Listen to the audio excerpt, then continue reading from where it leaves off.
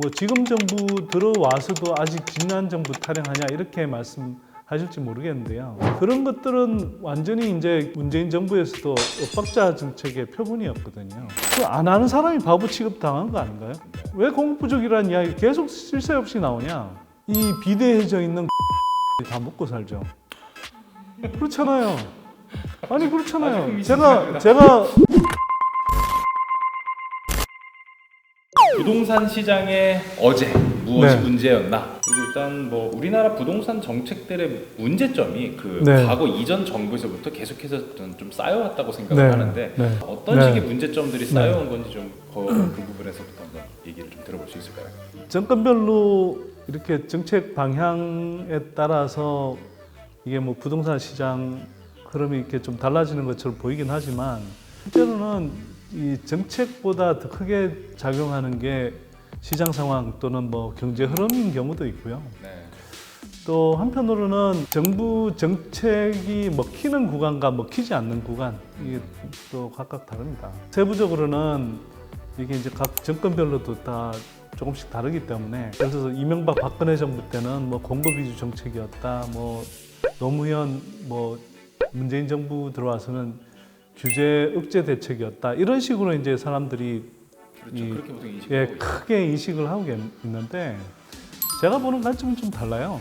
예, 노무현 문재인 정부 때도 규제 일변도를 했던 게 아니고요. 공급 대책 엄청 많이 내놨었고 규제 대책을 일관성 있게 또 보편적으로 잘 적용하지 않았기 때문에 문제가 생긴 적이 더 많았거든요. 네.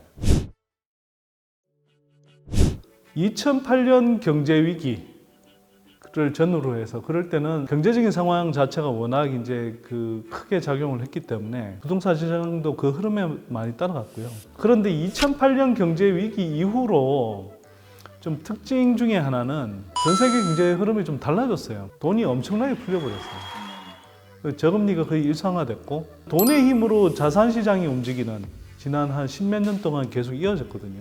그런 상황이다 보니 이게 정권별로 딱 나눠서 보기가 쉽지 않은 부분이 하나 있다.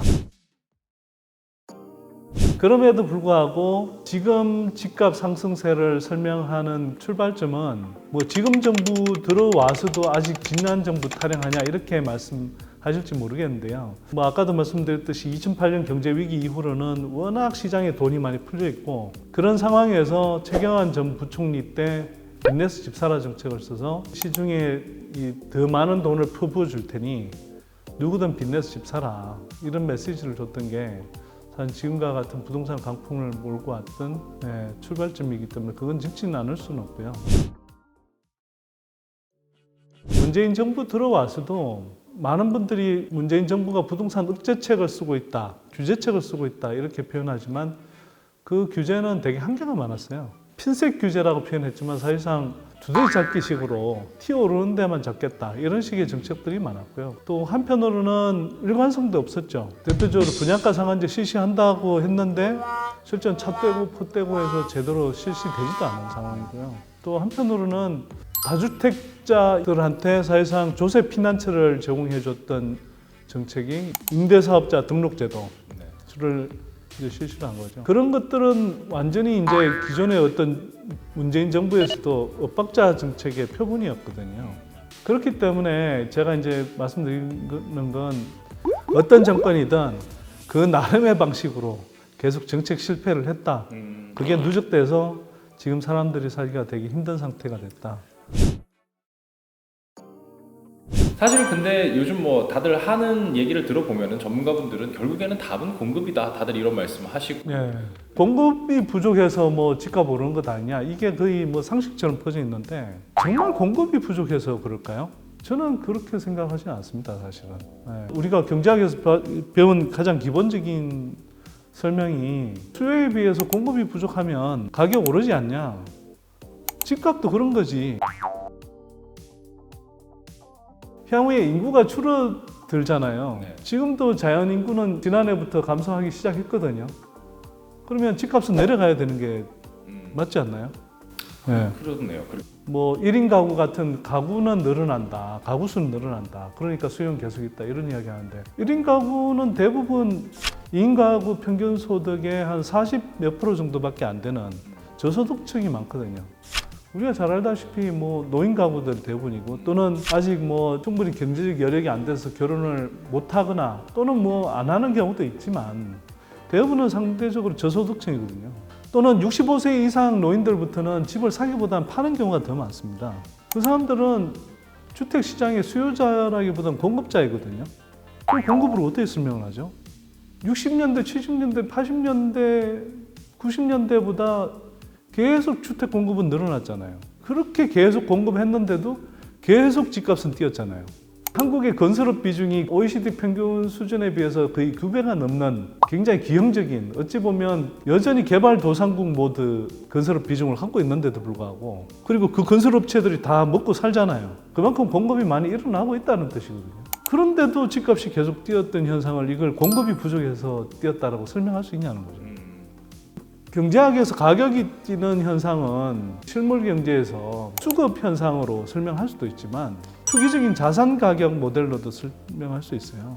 물론 뭐 예를 주택의 경우는 필요해서 사게 되는 경우도 있지만, 근데 한편으로는 주식의 가격이 올라가는 것처럼 부동산은 자산이란 말이에요. 예를 들어서 5억 하던 게 7억으로 뛰고 10억으로 뛸 수 있잖아요. 자산 가격에 변동이 일어나잖아요. 그럼 사람들은 실제로는 이 집이 필요해서 사기도 하지만 이 집이 가격이 오를 걸 염두에 두고 많은 사람들이 투자하거나 투기적인 관점에서 사잖아요. 그렇죠.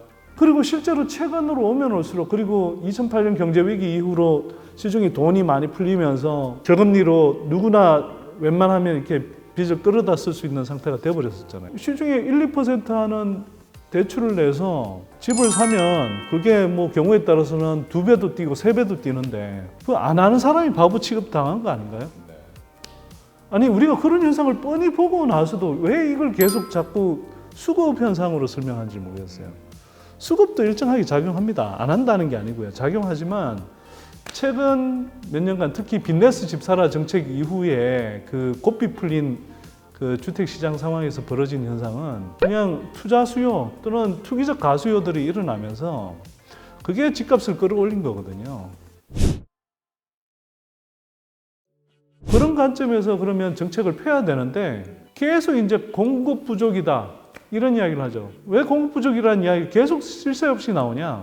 이 비대해져 있는 건설업체들이 다 먹고 살죠. 그렇잖아요.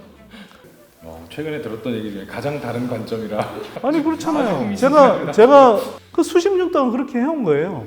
박근혜 이명박 정부에서는 그런 공급이라는 것을 노골적으로 했죠. 근데 사실은 노무현 문재인 정부에서도요, 기본적으로는 정책을 다루는 사람들이 청와대고 여당이라고 생각하지만 디테일한 정책 내용으로 내려가면 결국 관료들이 뭐 좌우하거든요. 제가 보기에는. 근데 그런 건설 관료들은, 특히 국토부의 건설 관료들은 수십 년 동안 그냥 이렇게 공급 일변도의 정책을 해오는데 너무 익숙한 사람들이에요. 그 관성이 전혀 바뀌지는 않았어요. 이 사람들의 밥줄은 3년 후에 건설업체에 있거나 건설공기업에 있어요. 무슨 주택협회, 건설협회 임원진이거나 어떤 건설업체의 대기업 간부거나 공기업에 무슨 뭐 이사든지 감사든지 뭐 그런 자리란 말이에요. 아니 그럼 그 사람들이 이해관계가 어디에 있겠어요? 네. 뭐 역대 정부의 그런 정책, 잘못된 정책들이 조금씩 쌓여서 그런 결과가 이제 생겼다라고 말씀을 해주셨는데, 그 시장에 맡겨야 된다 다 이렇게 말씀을 하시는데 왜 정부는 자꾸 개입을 하려고 하고 왜 맨날 실패를 하고 그러는 걸까요? 그냥 냅두면 되는 거 아니야? 이렇게 생각할 수도 있잖아요. 이제 그런 얘기들을 듣다 보면. 주택이라는 것은 민간 주택 시장에서 거래가 되는 재화이기도 하지만 공공재의 역할도 있기 때문에 개입하지 않을 수 없다. 정부가 이 적절하게 국민들이 주거 생활을 누릴 수 있고 가능하면 저렴한 비용으로 쾌적한 주거 생활을 누릴 수 있는 이 정책적으로 내놓는 것이기 때문에 일정한 수준의 규제를 안 할 수는 없습니다. 네. 적절한 규제는 반드시 필요하지만 적절하지 못했다 뭐 이런 거겠네요. 아니 근데 저는 적절했다 안 했다를 이렇게 막 그 모든 측면에서 이렇게 다 이야기하긴 그렇고요. 근데 규제를 하더라도 일관성이 있어야 되는데 일관성이 없었다는 게 노무현 문재인 정부의 가장 큰 문제였고요. 이명박 박근혜 정부, 특히 이제 우리가 흔히 이야기한 보수 계열의 그런 정권의 가장 큰 문제는 뭐 건설업계, 부동산업계 그런 이해관계, 기득권 세력들의 이해관계에 굉장히 부합하는 정책들을 많이 썼다는 게 문제죠. 네.